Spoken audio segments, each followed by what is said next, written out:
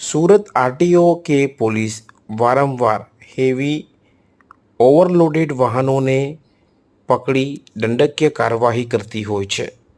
ત્યારે અનેકવાર લોકો એમ પૂછતા હોય કે આટલા બધા ટેમ્પો કે ટ્રક પોલીસ આખરે કેમ જમા કરી લે છે અથવા આરટીઓ કેમ દંડ કરે છે.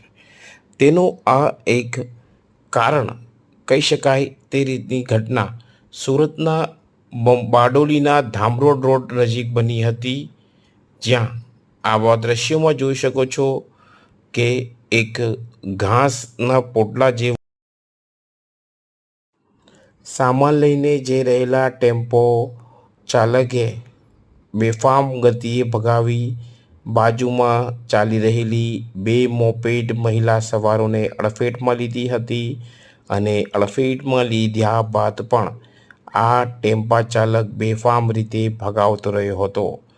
સુરત નજીકના બારડોલીના ધામરોડ રોડ પર બનેલી આ ઘટના પરથી કહી શકાય કે કઈ રીતે ભારે વાહનો જ્યારે ઓવરલોડેડ રીતે ગેરકાયદેસર રીતે ભરવામાં આવે છે, ત્યારે ટેમ્પા ચાલક પોતાની સાથે સાથે તેની આસપાસ ચાલી રહેલા વાહનોને પણ કહી શકાય કે ભયમાં મૂકી દે છે અને આ પ્રકારે દુર્ઘટનાઓ સર્જાતી હોય છે. ત્યારે આ દ્રશ્યોમાં આપ જોઈ શકો છો કઈ રીતની આ ઘટના હતી અને બે મહિલાઓને કઈ રીતે અડફેટમાં લીધી હતી.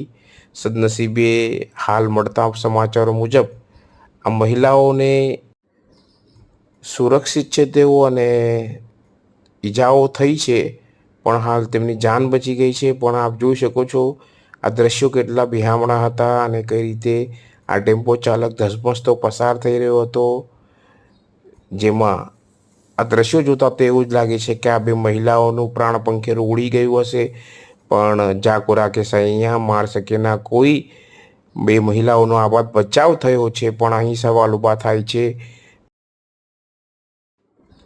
એવા વાહનોનો કે જે પોતાની સાથે સાથે આસપાસ ચાલતા અન્ય વાહનો અને બાઇક સવાર કે મોપેડ સવારને અડફેટમાં લઈ મોટા અકસ્માત સર્જી શકે છે. ત્યારે આરટીઓ કે પોલીસે આ પ્રકારની કાર્યવાહી કરવી જ જોઈએ, જેથી આ પ્રકારના ઘટનાઓને રોકી શકાય. કર્તવ્ય ગુજરાત ન્યૂઝ.